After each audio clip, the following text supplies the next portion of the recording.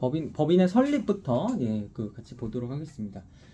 법인은 어떻게 만들어지냐 그러면 법인은 설립행위를 하고요. 설립행위를 하고 허가가 있어야 됩니다. 행정청의 허가 있고 그다음에 등기까지 해야 돼요. 요거 세 개를 다 해야지 법인이 설립. 인간으로 치면 사람이 태어나는 거죠. 이걸 세 개 다 해야 돼요. 그래서 뭐 설립행위는 뭐 모여가지고 이제 총회 같은 거 하는 발기인들이 모여가지고 다 같이 모여가지고 이제 총회 이렇게 하는 겁니다. 정관도 만들고 이런 것들 다 이제 다 정관들이 써서 만들고 이런 게 다 이제 설립행위 이제 다 들어갑니다. 정관적성. 그리고 사단법인은 우리가 이제 그 보통 민법에서 법인 이러면 영리법인을 빼요. 왜냐면은 영리법인은 주식 이제 상법, 이제 회사법 거기서 이제 주식회사 이런 걸로 다루기 때문에 영리법인을 빼고 민법에선 남아있는 법인들, 비영리법인들 가지고 이야기합니다. 그래서 목적이 이제 비영리하는 경우, 뭐 학술단체, 종교단체, 뭐 예술단체, 뭐 이런 데들, 이제 말하고 있습니다. 자, 그 다음에 법인의 설립은 이제 그 허가가 있어야 된다 그랬잖아요. 행정청의 허가. 근데 기본적으로 행정청의 허가는 행정청의 재량행위다. 행정법에서 재량행위 이걸 좀 알고 있으니까요. 재량행위라고 하고 있습니다.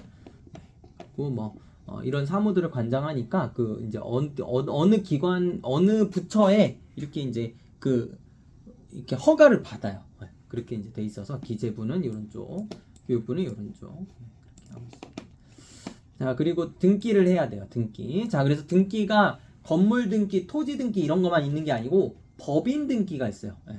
그래서 우리가 뭐 주식 투자할 때도 마찬가지고 소송할 때도 마찬가지입니다. 그 어떤 회사가 제대로 돌아가느냐, 회사가 제대로 살아있느냐 이런 걸 기본적으로 확인하는 게 그게 법인 등기예요. 그래서 대표자가 누구고 회사 자본금이 얼마고 이런 것들이 법인 등기에 다 써있기 때문에 목적이 무엇이고 써있기 때문에 그 등기를 이제 항상 확인해야 되고 등기에는 이런 내용들이 써 있습니다. 참고로 보시면 되고 비영리재단법인, 비영리사단법인의 경우와 되게 비슷해요. 비슷합니다. 그래서 다만 정관 작성에 재산을 돈을 출연해야 되죠. 이게 이제 비영리사단법인, 비영리재단법인의 경우가 그렇습니다.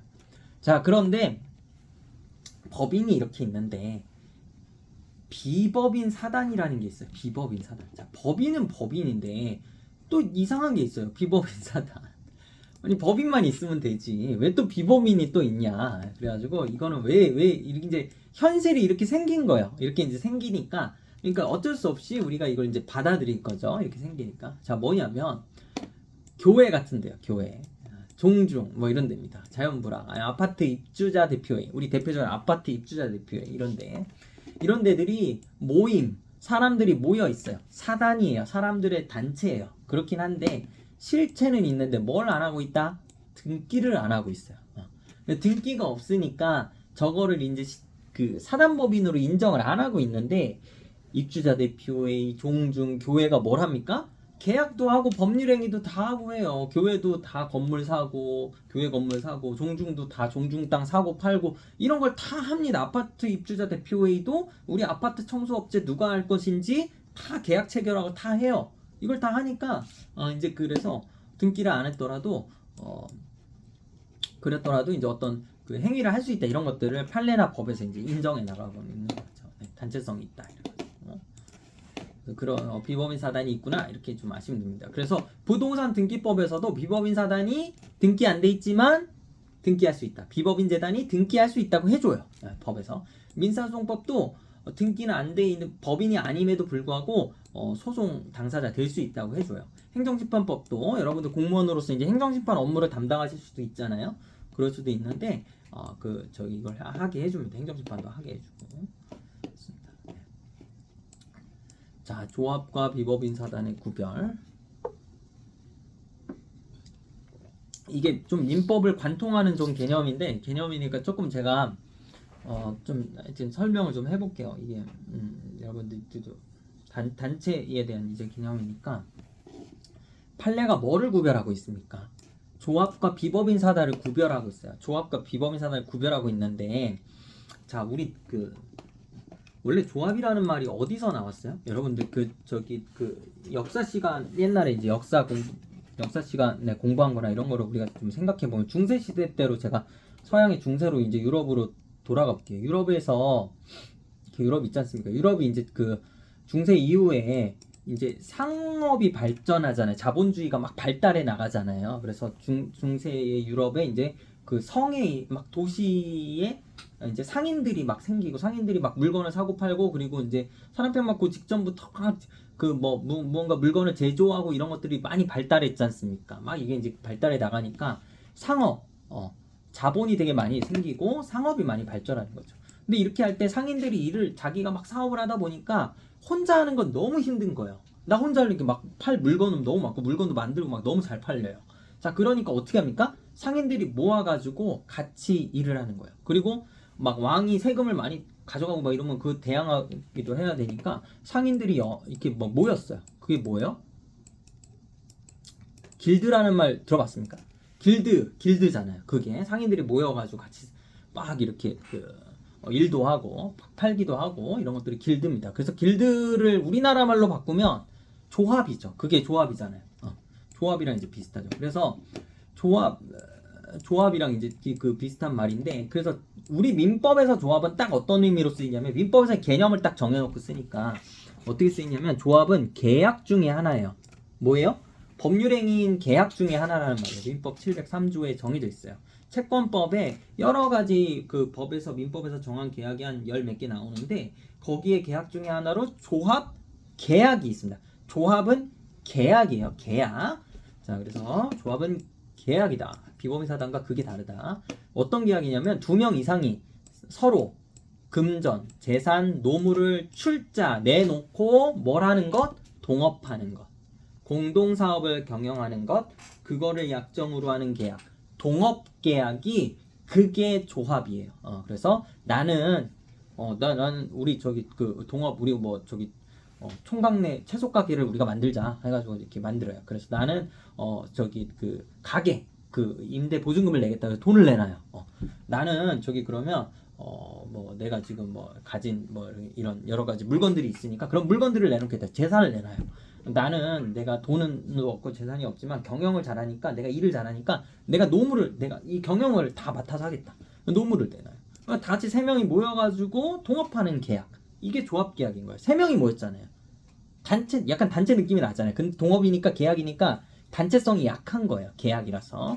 자, 그래서 단체성에 오는 제약을 받게 되지만 구성원의 자유, 개성 이런 것들이 강하게 드러난다는 거죠. 근데 그와 다르게 비법인 사단은 등기만 안 되어 있을 뿐 규약도 만들고 명칭도 만들고 단체의 고유한 목적도 있고 집행기관도 있고 대표자도 있고 의사결정기관도 있고 결정도 하고 다수결도 하고 구성원 가입 탈퇴도 있고 총회 의사록 뭐 회의록도 있고 재산도 있고 이런 게 막 정해져 있다는 거예요. 복잡하죠.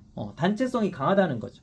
그래서 실제에서는 조합과 비법인 사단을 구별하기가 실제 어려워요. 그러니까 대법원 판례까지 구별 기준이 있는 거죠. 이게 어려우니까. 그렇지만 이런 기준으로 구별을 하겠다.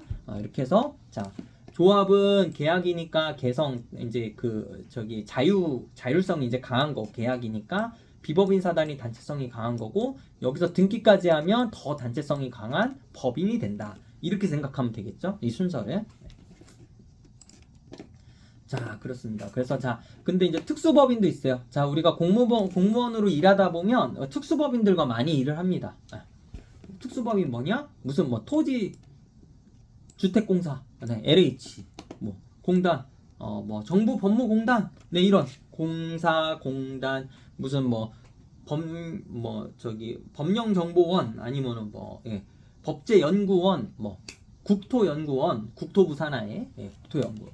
이런 연구원들 다 뭐라고 우리가 불러요? 공공기관 혹은 뭐 공기업 이렇게 부르죠. 네, 이런 데들 더 나아가서는 이제 무슨 협회, 뭐 석유화학협회, 무슨 군인공제회 이런 데들 좀 이렇게 공적 성격이 있는 단체들, 이 단체들을 우리가 특수법인 이렇게 표현합니다. 그래서 국가의 정책 필요나 공익을 달성을 목적으로 하기 위해서 민법이나 뭐 특별법에 의해서 만들어진 법인 이렇게 말하고. 제가 아까 조합은 계약이다 라고 말씀드렸는데 여기 특별법이 하나 더 있어서 좀 하나 더 예외를 좀 헷갈릴 수 있지만 예외를 한 번 더 설명할게요. 예외가 있어요. 뭐 예외는 뭐냐? 법이 그냥 만든 거예요. 도시환경주거정비법이라는 재개발, 재건축을 할 때 적용되는 법이거든요. 근데 이 법에서 뭘 만들었냐면 이제 재개발을 하려면 재개발 조합, 뭐 재건축 조합 이게 있어야 되잖아요. 우리 들어봤잖아요. 아파트 재개발, 재건축 할 때. 자, 그래서 이걸 만들어야 돼요. 조합을 만들어야 돼. 재개발, 재건축 조합을 만들어야 되는데 그 조합은 성격을 어떻게 한다? 법인으로 한다라고 이건 이제 특별법으로 정해 놓은 거죠. 그러니까 조합은 우리 원래 조합의 개념은 민법에 있는 계약인데 근데 이 특별법 도시환경주거정비법에서는 재개발 재건축 조합을 법인으로 한다고 또 예외 조항을 만들어 놨어요. 그래서 법에는 참 원칙만 있으면 딱 좋은데 그 원칙에 예외에 또 예외 막 이런 게 있으니까 케이스가 너무 다양해서 이제 참 어렵습니다. 너무 다양하니까 행정도 마찬가지죠. 행정도 뭐 법에 따라서 하니까 행정도 마찬가지입니다. 네. 그래서 민법상 조합 아까 말인 원래 조합 이 민법의 그 계약에서의 동업 계약이라고 하는 우리가 민법상 조합은 원칙적으로 당연히 법인 아니죠. 조합 명의로 할 수 없고 조합원 전원의 명의로 해야 돼요. 법인은 법인 대표이사 명의로 하는데 조합은 조합원 전원의 명의로 해야 돼요. 이게 불편하면 이제 주식회사를 만들든지 이렇게 하는 거죠. 네.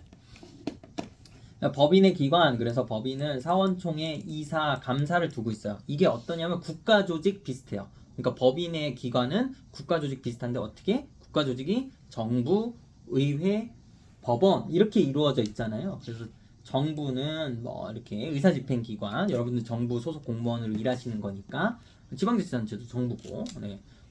국가직 공무원이시니까 이제 정부, 중앙정부에서 일하시는 거잖아요. 그래서 이사가 이제 의사집행기관이고 사원총회, 사원들의 총회예요. 주식회사는 주주총회. 국가로 비유하면 국회. 국민의 대표자가 모여서 결정하는 거예요. 사원총회. 자, 감사는 국가로 치면 법원 비슷한 거죠. 이제 관리 감독하는 기관이니까.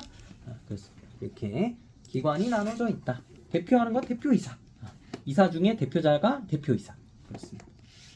이사가 집행기관이고 뭐 참고로 이렇게 쭉 보시면 될 것 같아요. 자, 그리고 법인의 소멸. 사람은 사망하면 소멸하죠. 개인, 자연인은. 자, 그런데 법인은 제가 법에서 지금 뭐 개인을 자연인이라고 표현하잖아요. 그러니까 민법에서 용어가 자연인이에요. 근데 이제 그 요즘에는 이 법학에서 쓰는 자연인이라는 용어가 오히려 일상생활, 사회생활에서 더 확장된 개념으로 쓰는 것 같아요. 그래서 대표적으로 TV 프로그램 중에 나는 자연인이다 라는 표현이 있고, 그리고 아니면 고위공직자들이 뭐 국회나 뭐 언론이나 이런 데 나와가지고 저는 이제 뭐 공직을 벗고 뭐 자연인의 신분으로 돌아가서 이런 얘기 하잖아요. 그러니까 무슨 직책을 맡았다가 직책을 안 맡았을 때를 자연인이라고 표현하고 이러는데 원래 민법에서 의미는 그런 확장된 의미가 아니고 그냥 법인이 아닌 그냥 이 사람 그게 자연인인 거죠. 원래 민법에서는. 근데 그 자연인의 개념을 요즘 보니까 되게 막 뭐 연예인들도 쓰더라고요. 저는 뭐 이제 뭐 자연인의 한 사람으로서 뭐 책임을 지겠습니다. 뭐 이렇게 뭐 연예인들도 막 이렇게 그런 표현을 쓰고 그러는데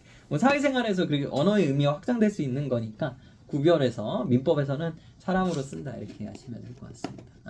자, 자연인은 사망해서 소멸하는데 법인은 소멸을 하려면 방법이 있어요. 그래서 해산 절차를 밟아야 됩니다. 그래서 이런 해산 사유가 또 있어야 되고요. 목적 달성이 불가능하거나 이런 사유가 있어야 되고 이랬을 때 이제 해산으로 가는 절차대로 이제 가야 됩니다. 청산할 때도 이제 그 청산 절차 가야 되고 여러분들 그 공무원으로 일하시다 보면 뭐 이제 중앙정부나 이런 데서 일하시다 보면 그 정부에서 관리하는 특수법인이라든가 다 민법이 적용되는 경우가 많거든요. 그런 법인에 대해서 어떤 법인의 목적 달성이 끝났을 때 여러분 공무원으로서 또 그 청산 절차, 해산 절차를 막 관리 감독해야 되고 막 이런 경우들이 있어요. 경우들이 있습니다. 자, 그리고 그래서 그 해산 절차 중에 하나로 재산을 정리하는 절차, 이때가 이제 청산 절차예요.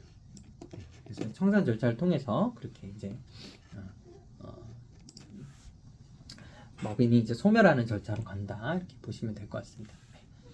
자, 이제 그 다음에 법률행위입니다. 법률행위. 자, 그 우리 입법총 측에서 가장 중요한 개념이라고 제가 말씀드렸고 대표적으로 계약이라고 말씀드렸어요. 계약 다른 건 제가 바로 설명을 드릴게요. 자, 그래서 권리의 변동을 처음에 배워요. 권리의 변동을 처음에 배우는데 자, 권리의 변동이라는 말 뭐냐면 아까 우리 개념에서 봤죠. 권리가 발생, 변경, 소멸, 요 세 개 합쳐서 변동이라고 표현하고 있습니다. 자, 그리고 법률행위에 대해서 배우고 법률행위에는 뭐 어떤 이제 목적이 있느냐, 그리고 법률행위의 필수적인 요소로 의사표시라는 게 있는데 의사표시는 무엇이고 의사표시는 언제 효력이 발생하냐? 효력이 발생하면 유효, 효력이 발생하지 못하는 사유가 있으면 무효 사유, 효력이 발생하지 못하고 의사표시를 취소해야 되는 사유가 있으면 의사표시의 취소 사유, 여기서 유효와 무효, 취소 이게 또 나옵니다. 자, 그래서 법률행위는 의사표시를 필수적인 요소로 하는 이 법률행위는 대표적인 것 제가 계약이라고 말씀드렸어요. 그래서 매매계약, 임대차계약, 아까 우리가 봤던 민법 703조에 있는 조합계약, 뭐 이런 계약들, 계약들, 여행계약, 뭐 계약들 많습니다. 혼인도 가족법상 계약이에요. 결혼이라고 표현하는 혼인도 민법의 혼인이라고 하는데 결혼도 계약이에요. 네. 계약결혼이란 말은 사실 동어 반복이긴 해요. 결혼도 원래 계약이니까 그렇잖아요. 그래서 계약결혼이란 말은 다른 의미로 쓰죠. 일상생활 당연히 다른 의미로 쓰는 건데 계약결혼이란 말은 일상 법학에서는 그렇죠. 혼인이라고 또 쓰고 법률가들 다 혼인 표현하고 있습니다. 자, 그리고 아까 우리가 봤던 것 중에 하나, 미성년자가 어떤 계약을 체결했다. 막 200만 원짜리 패드를 사왔다. 근데 아빠가 야 그거 저기 다시 갖다 줘. 아빠가 취소하고 올 거야. 이렇게 해서 너무 비싸. 이러고 이제 아빠가 갖다 줘서 이거 애기가 잘못 샀으니까 취소합니다. 라고 표현할 때 그 취소권 이거 단독행위, 계약이 아니에요. 상대방의 동의가 필요 없어요.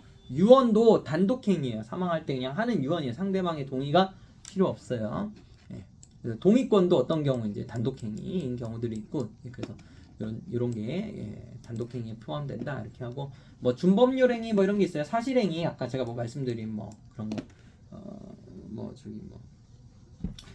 여기 이제 매장물을 발견하면 이제 내가 소유권 취득할 수 있으니까 그런 사실행위 같은 거.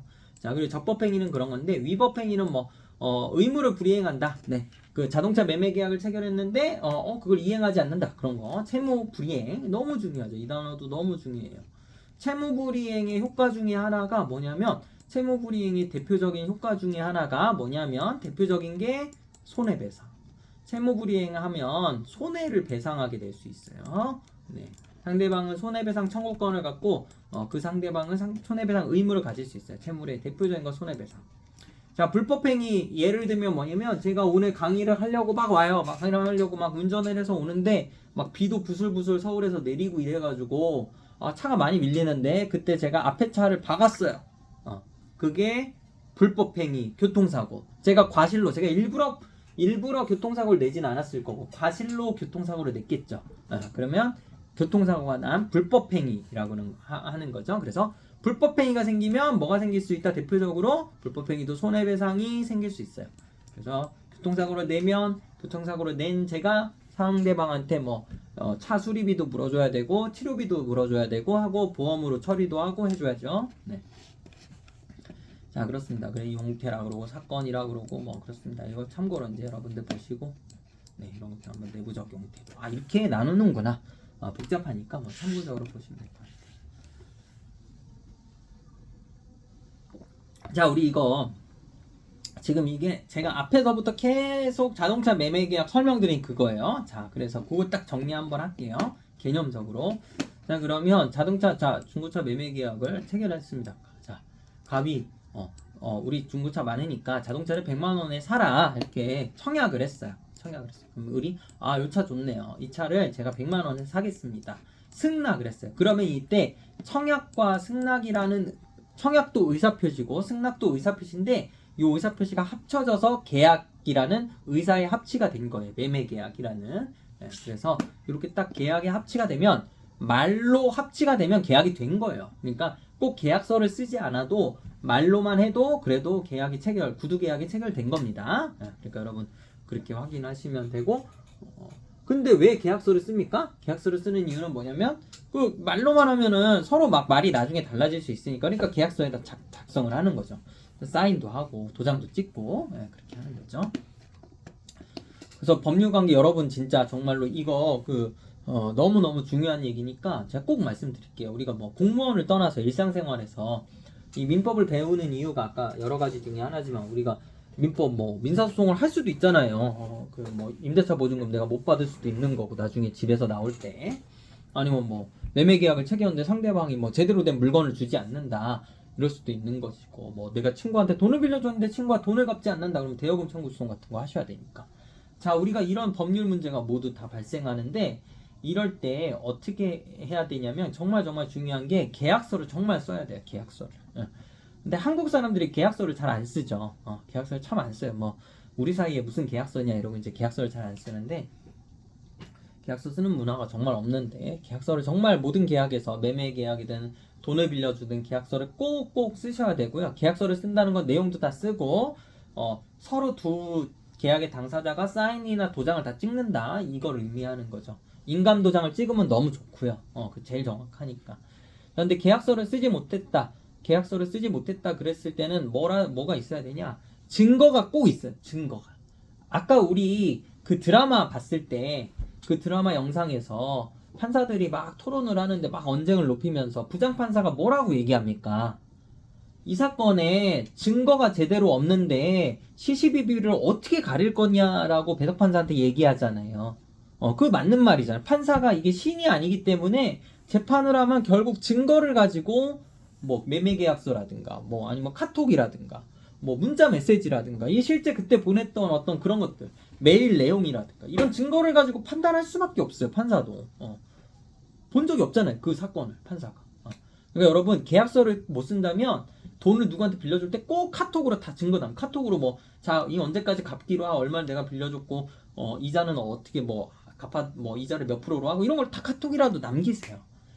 그리고 전화하면 다 증거를 남기세요. 이게 만약에 법률행위다 뭐 임대차 보증금을 집주인이 안 준다 그러면 집주인한테 보증금 달라고 통화하잖아요. 통화할 때 녹음해도 돼요. 갤럭시는 녹음이 되지 않습니까? 아이폰은 녹음이 안 되지만 자, 대화 당사자끼리는 녹음해도 돼요. 이게 너무 중요한 얘기니까 제가 꼭 설명드릴게요. 통신비밀보호법상에 자 민사소송할 때는 민사 분쟁이 될 것 같다 그러면 녹음을 하세요. 녹음을 하고 예를 들면 여기 누구예요? 그 저기 이규현 선생님이 반장이잖아요. 네. 그럼 이규현 선생님이 한테 제가 이제 전화를 걸어요. 그래가지고 이제 이규현 선생님 보증금 좀 주세요. 집주인한테 막 이렇게 얘기를 합니다. 이때 제가 이규현 선생님이랑 전화를 하잖아요. 이때는 제가 전화 당사자이기 때문에 녹음 버튼을 녹음한다고 얘기 안 하고 녹음을 해도 돼요. 그래도 민사소송의 증거로 쓸 수 있어요. 위협하지 않은 증거로. 내가 대화 당사자니까. 자, 근데 만약에 이규현 선생님이랑 그 이제 화면 밑에 있는 김우진 선생님이랑 대화를 둘이 이제 회의실에서 하고 있어요.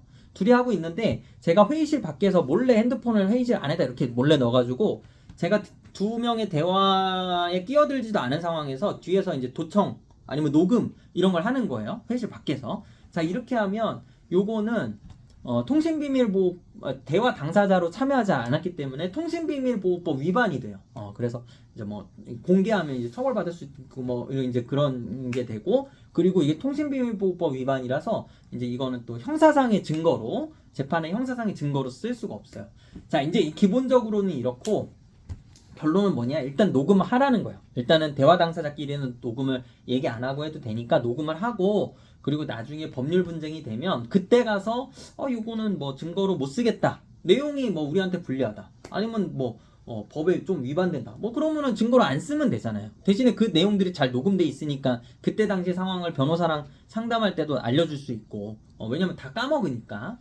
그래서 그렇게 알 수 있고 그러니까 일단은 뭐 그럴 때 녹음을 할 수 있다면 녹음하는 것이 좋다. 증거로 나중에 쓸 수도 있고 하니까 그런 건 꼭 일상생활에 여러분 팁이니까 꼭 이제 그 말씀을 꼭 드리겠습니다. 그래서 돈 빌려주거나 뭐 돈 갚아야 돼요. 계약서 꼭 쓰시고 계약서 못 쓰는 상황이면 뭐 녹음을 하든지 아니면 카톡으로 뭐 문자로 보내든지 이메일로 보내든지 꼭 증거들을 꼭 남기고 어떤 문서에다 상대방 사인이라도 받고 이러면 너무 좋은 거죠. 상대방이 동의한 거니까. 너무 중요하니까 제가 꼭 말씀을 드렸습니다. 자, 그래서 요 청약과 승낙, 요 계약 얘기하다가 계약서 안 쓴다고 이 얘기를 했네요. 자, 그래가지고 매매 계약 이렇게 체결이 됩니다. 매매 계약 이렇게 체결이 되고 그래서 우리가 청약의 의사표시, 승낙의 의사표시 이런 거를 법률사실이라고 해요. 법률사실. 네, 그리고 매매를 법률행위, 계약이잖아요. 계약, 매매 계약이니까 이거 이제 법률행위의 대표적인 건 하나인데 또 법률 요건이라고 합니다. 그래서 매매 계약이라는 법률 요건이 성립이 되면 효과가 발생해요. 무슨 효과? 권리와 의무가 생겨요. 네, 그래서 매매대금 청구권 이렇게 했으니까 나한테 100만 원을 줘 이렇게 하는 매매대금 청구권, 채권이 생기고요. 이 사람한테 만 요구할 수 있는, 그리고 을은갑에게 요구할 수 있는 자동차를 줘 하는 소유권 이전 등기 소유권 이전 청구권, 이게 이제 생기는 거죠.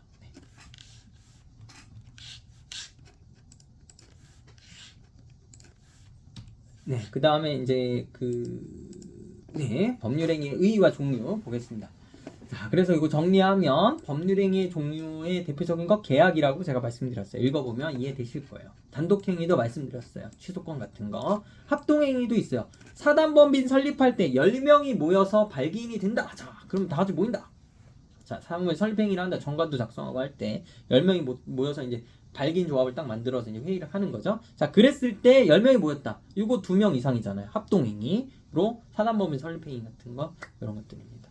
자, 그래서 행정법에서 나오는 요 행정행위, 준법률적 뭐 행정 이런 거 다 여기서 온 개념이다. 이렇게 제가 말씀드릴게요. 자, 그 다음에 법률행위의 의의. 자, 법률행위의 목적 또 보겠습니다.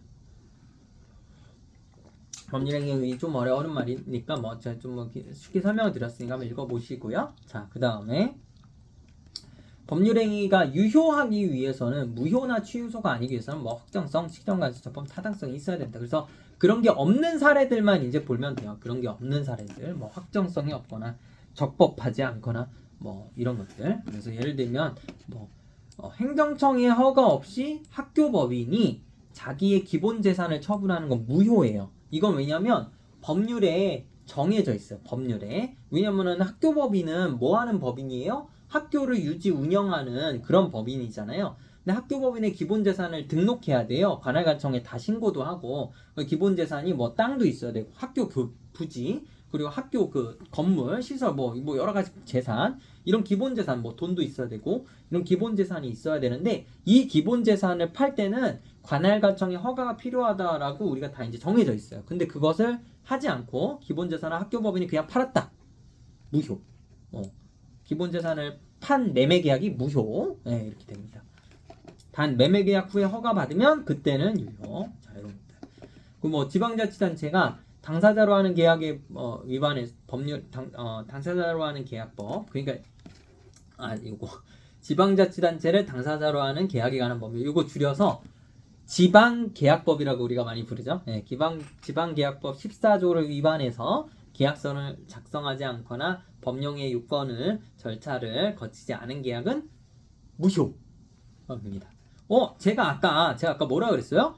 계약은 구두계약도 계약서를 작성하지 않아도 효력이 있다라고, 민법에 효력이 있다라고 말씀드렸잖아요.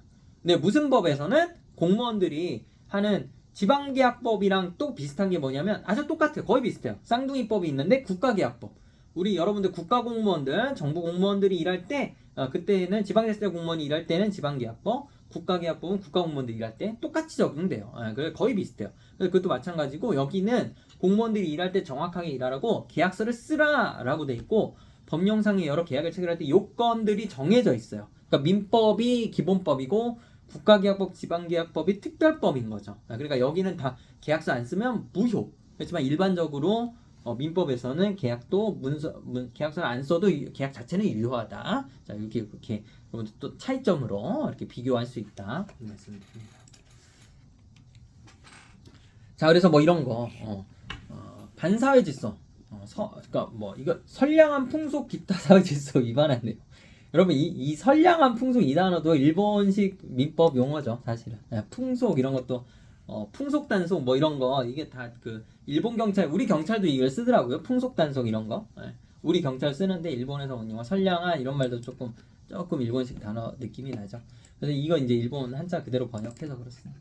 그러니까 선량한 풍속 기타 사회질서 위반은 반사질서에 위반하는 것은 법률행위, 그 계약은 무효다. 대표적으로 어떤 게 있냐면 판례가 지방자치단체가 골프장 사업계획 승인을 해주는데 그때 사업자로부터 기부금을 지급받는 돈을 받고 지자체가 뭐 서울시청이다. 서울시청이 돈을 받는 거예요. 돈을 받고 그렇게 돈을 받는 증여계약을 해놓고 근데 이게 승인이라는 어떤 공무수행과 결부됐잖아요. 그 금전적 대가로 받는 거는 그거는 우리가 인정할 수가 없다. 그렇게 되면은 지자체가 무슨 사업을 할 때 뭐 인허가를 내줄 때 승인을 내줄 때 다 돈 받고 내주면 이거는 정말 좀 잘못 이거 뭐 뇌물로도 해석할 수 여러 가지 해석이 될 수 있잖아요. 그러니까 이거는 반사의 질서다. 그래서 이거는 민법적으로도 무효.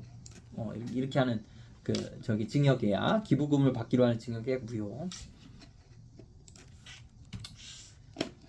자 그리고 뭐 이자 제한법상에 우리 이자율 한도가 대통령령으로 또 막 정해져 있어요. 그래서 대부업법 이자 제한법에 그 대통령령에 그 위임돼서 그 규정이 돼 있으니까 그 이자 제한법을 초과하는 이율은 무효. 그것도 무효. 그러니까 여러분들 뭐 인터넷 찾아보시면 그게 20%인가 이제 정해져 있거든요. 그래서 찾아보시고 누가 뭐 대부업체한테 돈을 등록된 대부업체도 마찬가지고 미등록된 뭐 사채나 미등록 대부업체도 마찬가지예요. 이자 제한법 다 정해져 있으니까 그거 이상은 이제 무효이기 때문에 너무 뭐 주변에 누가 고통받고 있다 이러면 이거 다 안내해 주시고 그 이상은 무효다 주지 않아도 된다. 꼭 그렇게 또 상식적으로 알고 두시면 좋겠습니다.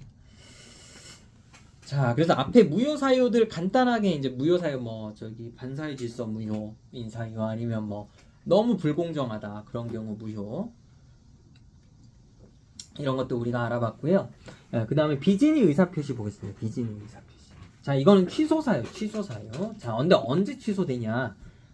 죄송합니다. 이제 이거는 무효가 되는 경우 있네. 무효 사유 중에 하나예요. 무효가 되는 경우가 있고 원칙적으로는 유효합니다. 자 왜 원칙적으로 유효하냐면 107조 1항에 보면 의사표시는 표의자가 진짜가 아니야. 농담으로 한 말이야. 쉽게 말해서 그냥 내 진심이 아니었어. 이렇게 농담으로 한 말도 효력이 있어요. 유효한 게 원칙이에요. 의사표시는. 그런데 다만 상대방이 그 농담인 걸 알았거나 알 수 있었어요. 그러니까 알았거나 악의이거나 아니면 알 수 있었어요. 그럴 때는 무효. 그럴 때만 무효. 자, 좋습니다. 자, 그래서 제가 우리가 회사에 다니다 회사에다가 사표를 내요. 회사에 사표를 내면 원래 기본적으로 사기업 관계에서는 그걸 제가 이제 그냥 농담으로 낸 거예요. 그냥 이 놈의 회사 내 너무 힘들어서 내 때려쳐야지. 이러면서 얘기를 했습니다. 항상 내 때려치겠습니다. 근데 그게 이제 화나서 농담으로 한 거라는 걸 알아요. 저 사람은 회사를 다닐 걸 알아요. 그렇더라도 효력이 있다. 네. 근데 상대방이 저거 화나서 한 말이야. 농담으로 한 말이지. 이걸 알았거나 알 수 있었을 때 그때는 사직의 의사표시가 무효가 된다. 이런 거죠. 자, 그런데 이런 판례가 하나 있어요. 자, 그래서 이거 보겠습니다. 무리를 일으킨 요 사례예요. 요 사례 지금 말씀드린 사례. 사립대 교수가 사표가 수리되지 않을 거야 이렇게 생각하고 이제 이 어떤 무리를 일으킨 사태를 수습하기 위해서 내가 형식적으로만 이사장님한테 내 사표를 내야지 하고 사직원을 제출했어요. 근데 의외로 이사장이랑 이사회에서 뭐 본인이 사표까지 낸다는데 뭐 어쩌겠냐 사직을 받자 수리를 했어요. 그래서 이 경우 비진의 의사표시라고 해도 그래서 이제 재판을 건 거죠. 소송을 건 거예요. 저기 그 사직 무효다. 그런 소송을 건 겁니다. 그래서 교수가 주장을 하는 거죠. 네, 비진의 표시다. 비진의 표시다. 그렇기 때문에 그리고 또 회사가 대학이 다 알고 있었다. 이사장님이 다 알고 있었다. 주장을 하더라도 학교법이나 이사회에서 그걸 알았거나 알 수 있었을 때라면 사직이 무효라서 회사를 다닐 수 있지만 그게 아니라면 의사표시에 따라 유효하게 발생해서 회사를 다닐 수 없다. 사직의 의사표시가 유효하다 이렇게 되는 거예요. 자 그런데 비교. 우리 공무원은 어떠냐? 여러분들은 어떠냐? 공무원은 공법부 관계가 적용된다 그래서 다르게 보는 거예요. 공무원은 예를 들면 제가 2020년에 법제처에 이제 사직을 하고 사표를 내고 나왔거든요. 나왔는데 공무원이 그렇게 제 케이스를 보면 제가 법제처에 이제 사직의 의사표시를 해서 의원 면직 처분을 받는 거죠. 자기가 자기 의사에 원해서 면직 처분을 받는 거예요. 하는 경우 그 사표를 낸 의사표시는 법률관계의 특수성, 공법관계, 공무원관계의 특수성에 비추어서 외부적으로 객관적으로 표시된 말을 존중해야 된다. 그러니까 예를 들어 제가 지금 뭐 2020년에 그때 사표를 내놓고 한 달 후에 가가지고 그때 20년 저 5월에 이제 사직을 했는데 6월에 가가지고 법제처장님한테 가서 기관장한테 가가지고 사직 제가 화나서 사직 사표 낸 거 아시잖아요. 다 아시잖아요. 저 원래 회사 다닐 거라는 거 아시잖아요. 그래서 그 비진이 의사표시입니다. 민법 107조 1항 단서에 의해서 알았거나 알 수 있었으니까 저 사표 수리하지 마시고 저를 다시 회사 다닐 수 있게 해주세요. 이렇게 얘기하더라도 민법 107조는 사인의 그 성질상 공법행위는 준용되지 않는다. 무슨 말이냐면 그거는 민법이니까 사기업에서 사립대에서나 적용되지 국가기관, 공무원의 법률관계, 공법행위로서의 공무원의 법률관계에서는 아예 적용 자체가 안 돼. 그러니까 107조는 아예 얘기도 꺼내지 마 이런 거예요. 행정소송에서는. 공무원의 신분에 관한 소송에서는 이거 행정소송이거든요. 그래서 공무원은 완전 다르다. 공무원은 107조를 아예 그 단설 얘기도 꺼내지도 못한다. 그래서 그냥 표시된 대로 그냥 효력 발생한다. 이게 판례입니다. 구별하시고.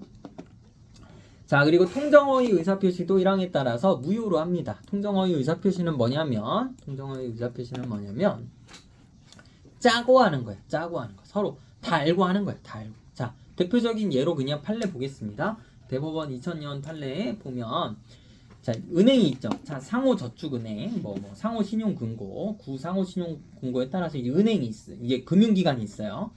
금고가 있는데 여기 이제 대출 제한이 돼 있어요. 그래서 이 대출 제한을 피하기 위해서 제3자를 형식적으로 이제 주된 채무자로 내세우고 이제 금융기관, 상호신용금고도 알고 있네. 다 알고 있는 거예요. 다 알고 제3자에 대해서는 이제 그 책임을 지지 않을 의도 하에 제3자 명의로 대출을 해줬어요. 계약서도 쓰고 다 대출서를 사인도 하고 제3자가 다 사인도 했어요. 그렇지만 제3자한테는 돈은 안 받겠다 이렇게 이제 양해를 했다는 거예요. 그렇게 서로 짜고 했다는 거죠. 자, 그랬을 때 제3자는 형식적 명의를 빌려준 자에만 불과하고 실질적인 당사자는 신용금고고 실질적인 주채무자가 따로 있기 때문에 그 대출 약정, 제3자 명의로 한 대출 약정은 상호신용금고가 다 알고 채무부담의 의사표시 없이 형식적으로 이루어진 게 불가하니까 108조 1항에 반해서 짜고 한 의사표시는 무효. 그래서 이 대출 계약은 제3자랑 한 계약은 무효. 이렇게 되는 거예요. 무효. 자, 그런데 이 무효는 선의의 제3자에게 대항을 못해요. 그러니까 이게 무효라고 하더라도 이 계약을 믿고 이 계약이 유효하다고 믿고 있었던 제3자가 있었다. 이랬을 때는 이 제3자한테는 이 무효를 주장하지 못한다. 이게 이 제3자한테만 주장하지 못한다. 선의일 때 이 계약을 알지 못한 제3자한테 주장하지 못한다. 이게 대항하지 못한다의 의미입니다. 더 설명드리고 싶은데 시간이 너무 없어서 넘어가겠습니다. 자, 이제 취소 사유들 좀 볼게요.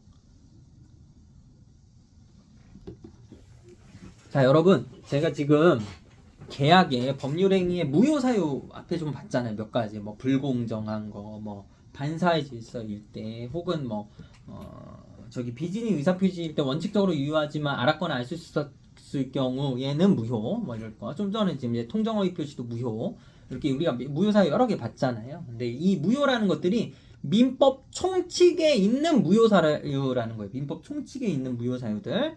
자, 그러니까 무슨 말이에요? 국가개혁법이나 다른 법이나 이런 데 우리가 일하거나 적용되는 특별법이나 다른 법에도 무효사유 있을 수 있는 거죠.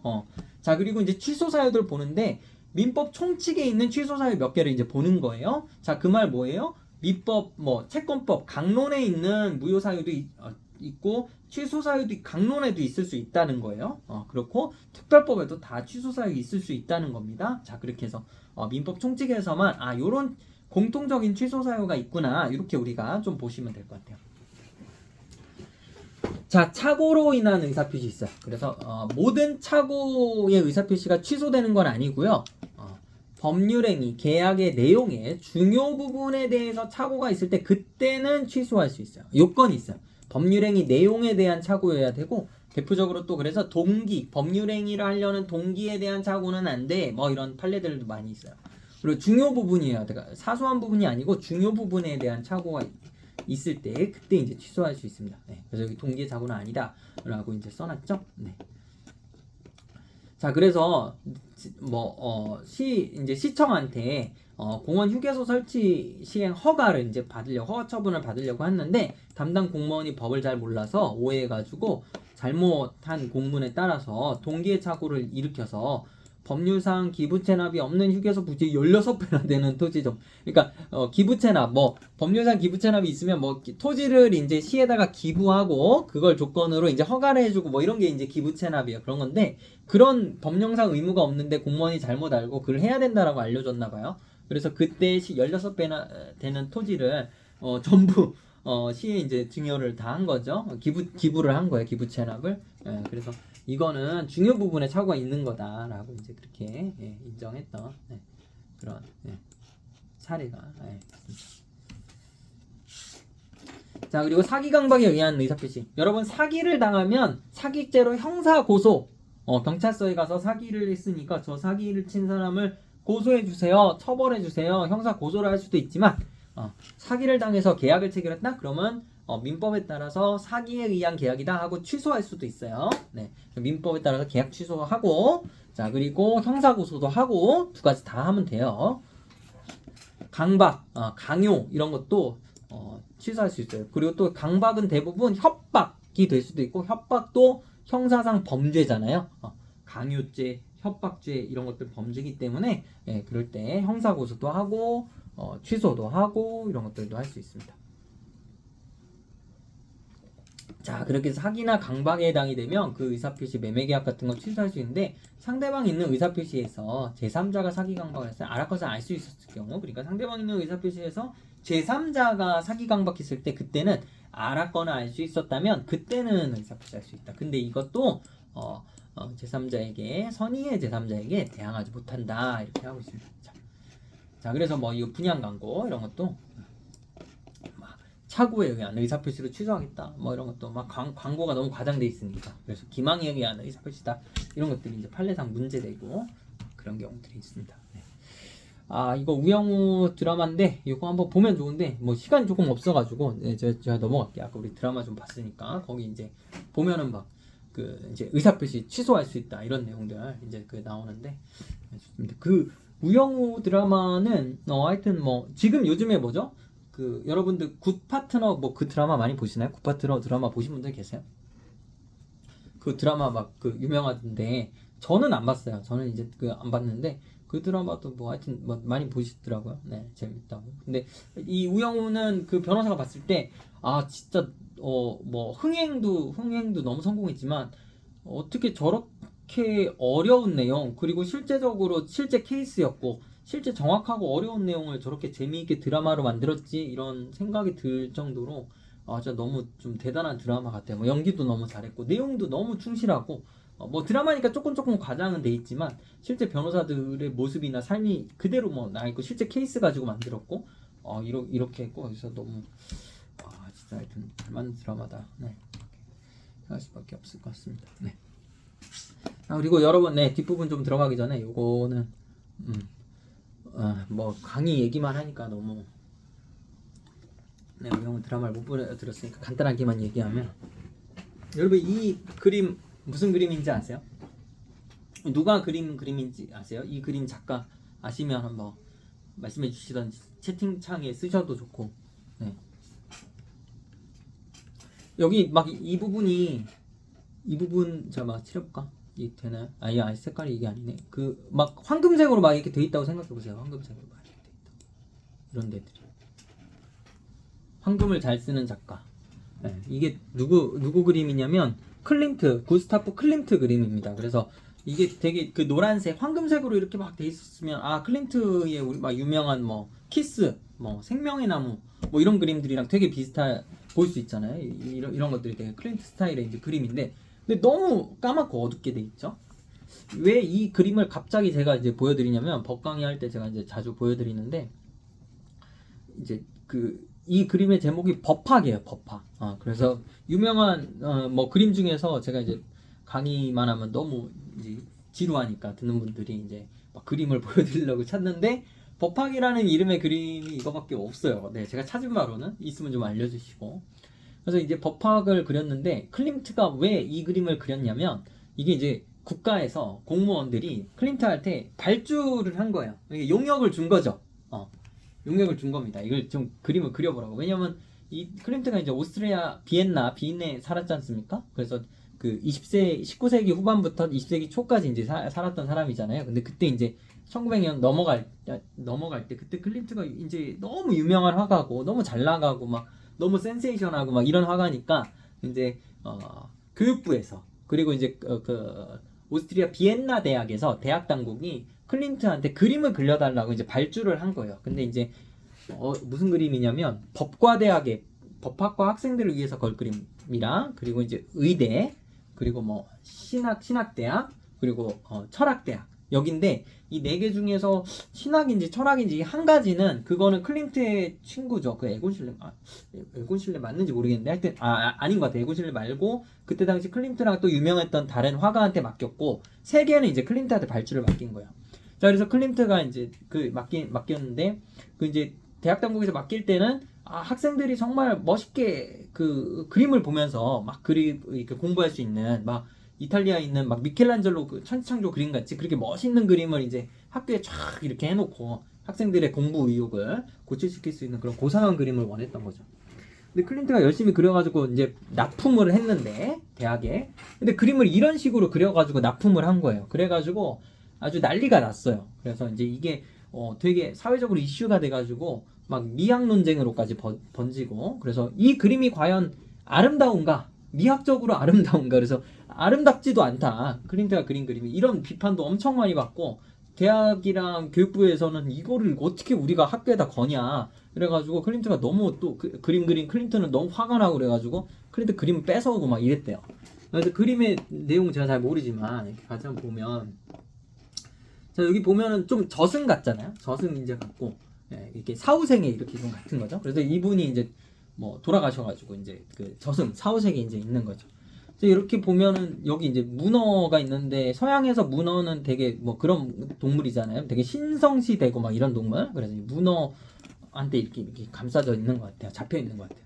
그리고 이렇게 지금 3명이 있는데 요 3명은 좀 이제 그 여기 보면은 머리가 이제 뱀의 머리로 이렇게 돼 있거든요. 뱀의 머리로 돼 있는 세자매. 그러면 고르곤 자매. 그래서 이제 메두사.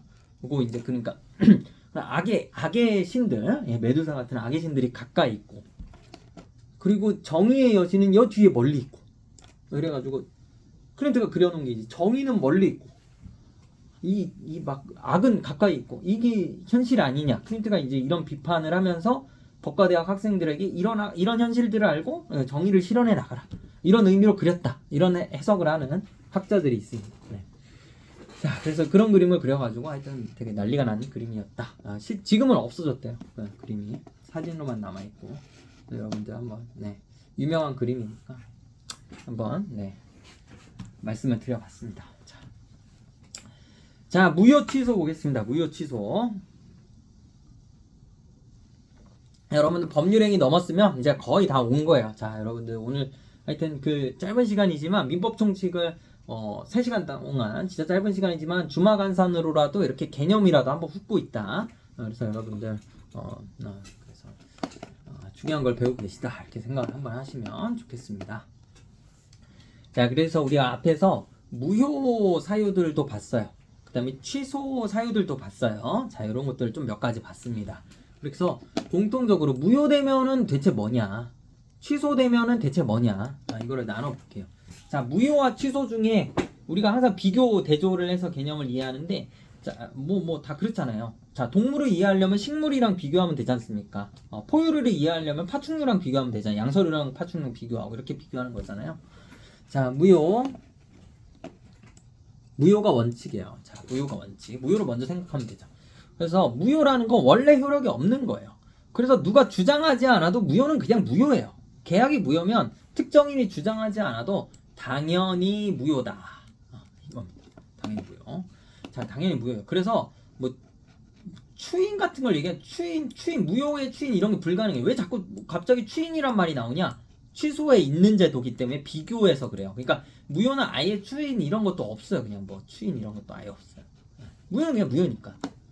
근데 이거랑 비교하려고 추인의 효력이 생기지 않는데 이런 말을 굳이 판례도 쓰고 법학 교과서에도 쓰고 그런 거예요. 그러니까 법률 문장이라는 게 대단한 게 아니고 그냥 비교대조 하면서 계약은 단독행위랑 비교하고 법률행위는 준법률행위랑 비교하고 법은 사실과 비교하고 이런 겁니다. 민법은 행정법과 비교하고 이제 이거 설명한 다음에 행정법의 무효 취소랑 또 간단히 말씀드릴게요. 자, 권리행사기간 아무리 시간이 지나도 무효는 무효다. 자꾸 취소해서 뭐가 있으니까 무효가 그냥 자꾸 이런 말을 강조하는 거예요. 법률행위 취소하면 처음부터 무효예요. 무슨 말? 소급해서 무효예요. 원래부터 당연히 무효였기 때문에 원래 처음부터 무효예요. 자, 무효가 되냐면 어떻게 되냐면 민법 이제 채권에 뭐가 있냐면 741조에 부당이득 반환 제도라는 게 있어요.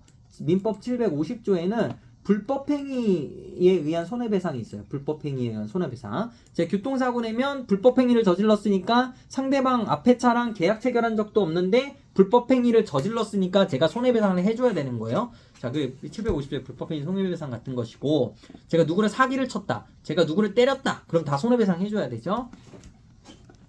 자, 그거 말고 불법행위 말고 부당이득이란 제도가 있어요. 제가 법률상 워딩원칙 이익을 취하면 어떤 계약이 무효가 됐다, 뭐 이렇게 되면 제가 갖고 있는 것을 돌려줘야 돼요. 이게 부당이득 반환 제도예요.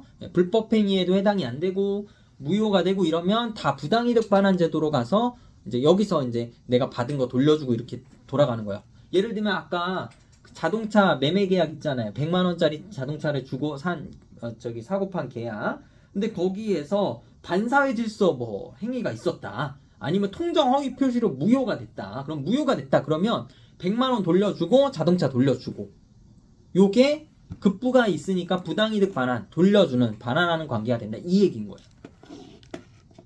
그래서 여기 뭐 불공정, 뭐 비진이 의사표시, 허위 표시, 뭐 상대방의 안경, 뭐 이런 경우가 이제 무효사유 우리 앞에서 다 본 거. 자, 이제 취소 볼게요. 자, 취소는 무효랑 비교해서 설명하면 특정인의 취소가 있어야 효력을 잃어요. 그러니까 취소권자가 취소권을 행사해야 돼요. 그래야 취소가 되지. 취소권자가 취소권을 행사하지 않으면 그럼 유효. 그럼 계약 효력이 있는 거예요. 자, 그러니까 뭐 어린이가 200만 원짜리 세뱃돈 어떻게 잘 모았어. 너무 잘 모아가지고 패드를 사왔어. 200만 원짜리. 아빠가 보고 이거를 보고, 그래 네가 샀으니까 그래 그냥 잘 샀다. 너 패드 하나 필요했으니까 네 용돈으로 네가 모아서 샀으니까 너 써라. 이렇게 주면은 그걸 추인한 거야. 추후 인정. 유효한 법률행위로 확정. 근데 아빠가 취소권을 행사하면 취소가 되는 거죠. 그러니까 행사하기 전까지는 유효. 그리고 추인하면 취소권이 확정됐으니까 유효. 이렇게 되는 거죠. 그래서 추인의 효력이 있다. 유효한 법률행위로 취소권자가 확정할 수도 있다. 자, 그리고 일정한 기간이 지났는데 취소권을 행사 안 했다? 그러면 제척 기간이 지나서 그래서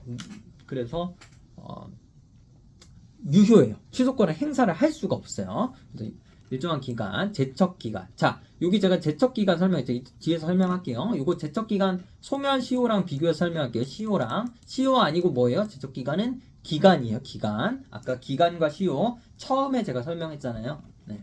자, 그래서 부당이득 반환 이런 제도, 이것도 부당이득 반환은 똑같아요. 취소하면은 처음부터 취소도 마찬가지로 취소권을 행사해서 취소하면 그런 계약의 처음으로 돌아가서 무효예요. 그러면 자동차 매매 계약이 있었으면 그걸 처음으로 돌아가서 한 달 후에 취소했다. 그럼 처음으로 돌아가서 무효. 그럼 100만 원 돌려주고 자동차 돌려주고 똑같습니다. 부당이득 반환 되는 거. 요거는 똑같아요. 부당이득 반환 되는 거는 무효 취소 똑같아요. 그래서 아까 제가 취소 사유도 설명드렸습니다. 자, 그래서 이렇게 무효는 뭐 이런 것들이 있어요. 무효행위 이런 것도 있고, 무효행위는 추인을 못해요. 추인해도 소유력이 안 생긴다고 써놨어요. 근데 다만 무효임을 알고 추인했는데 그러면 이제 새로운 법률행위, 새로운 행위, 새로운 계약 뭐 이런 건 될 수 있다. 자, 법률행위의 취소. 자, 그래서 무효와 취소로 우리가 구별했는데요. 무효와 취소로 구별했는데, 자, 철회와 해지도 있어요. 이것도 간단히 구별할게요. 그리고 아까 제가 이제 무효 취소 이제 구별할 때 이게 이제 민법의 무효 취소예요. 민법의 무효 취소고. 자, 그리고 우리 행정법에서 아까 제가 얼핏 그냥 말씀드렸는데, 행정법에서 행정행위의 무효와 취소를 구별할 때 이 구별이 어렵잖아요. 행정행위의 무효와 취소를 구별할 때 구별이 어려운데, 행정행위 무효 취소 구별할 때 학설이 뭡니까? 중대 명백설.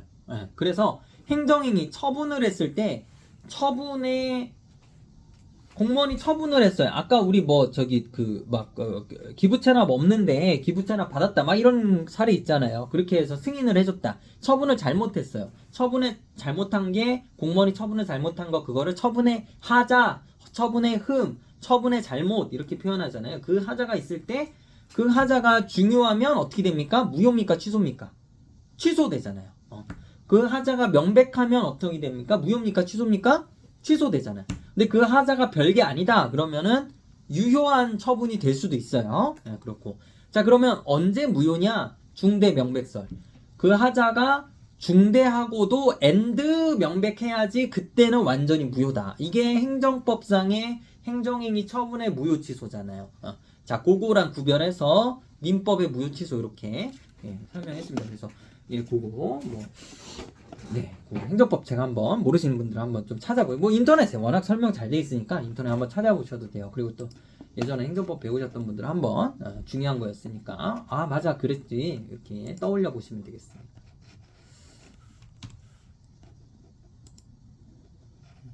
여기 넘어갔네요. 페이지가 하나 넘어갔어요. 자, 그래서 취소와 철회와 해제, 해지 이거 구별해 보겠습니다. 이게 또 행정법이랑 조금 비슷한데요. 자, 취소와 철회는 행정법이랑 좀 비슷해요. 취소는 일단 유효한 법률 행위를 어떤 취소 사유가 생겼을 때 그때 소급해서가 너무 중요해요, 사실은. 그때 소급해서 소멸시키는 거. 자, 철회는 뭐냐면 철회는 제가 소급이 중요하다고 취소해서 그랬죠. 요게 달라요. 요게 비교할 수 있어요. 앞으로 장래를 향해서 소멸시키는 표의자의 일방적 의사 표시가 그게 철회야. 앞으로 소급이 아니라 앞으로 이제 그 계약을 철회하겠다 이런 거. 뭐 계속적 계약이 있다. 이럴 때 이제 철회하는 거. 해제는 일단 이거는 계약에서만 성립돼요. 계약에서만 있는 개념이에요. 취소는 법률행위 그러니까 계약뿐만 아니라 단독행위, 합동행위 다 적용이 되는데 계약에서만 해제는 계약을 해제할 때만 그때만 성립하는 거고. 처음부터 있지 않았던 것과 같은 말 소급표가 있다. 그래서 소급해서 돌아가게 하는 것. 해제는 이제 한 번의 계약, 매매 계약 한 번만 체결하는 거 이런 거고 해지는 임대차 계약 같은 거 계속적으로 하는 거. 그 계속적 계약의 효력을 장래에 그러니까 임대차 계약이니까 지금까지 살아온 거는 뭐 어떻게 되돌릴 수가 없잖아요. 그래서 앞으로는 임대차 계약을 해지하겠다. 해제가 아니라 장래에 향해서 소멸시키겠다. 이게 해지죠. 자, 이거는 민법의 계약에서 그렇고 가족법상의 결혼, 혼인 계약을 해지하는 게 뭐예요? 그게 이혼이잖아요. 이혼도 장래를 향해서만 효력이 발생하지 지난 살아온 세월을 되돌릴 수가 없잖아요. 그건 그냥 그대로 있는 거고 이제 자 오늘부터 이혼이면 오늘부터 이제 이혼인 거죠. 자, 해지가 그런 개념 비슷한 거다. 설명드립니다. 자, 아까 말씀드린 대로 민법에 취소의 효력이나 이런 것들이 다 막 써 있어요.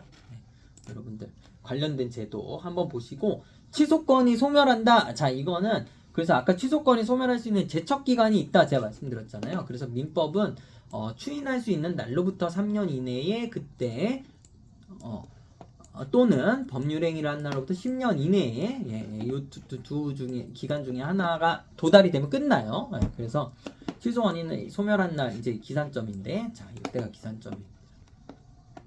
그래서 이제 이걸 이제 우리가 제척 기간이라고 표현해요. 자 여기 판례가 뭐라고 합니까?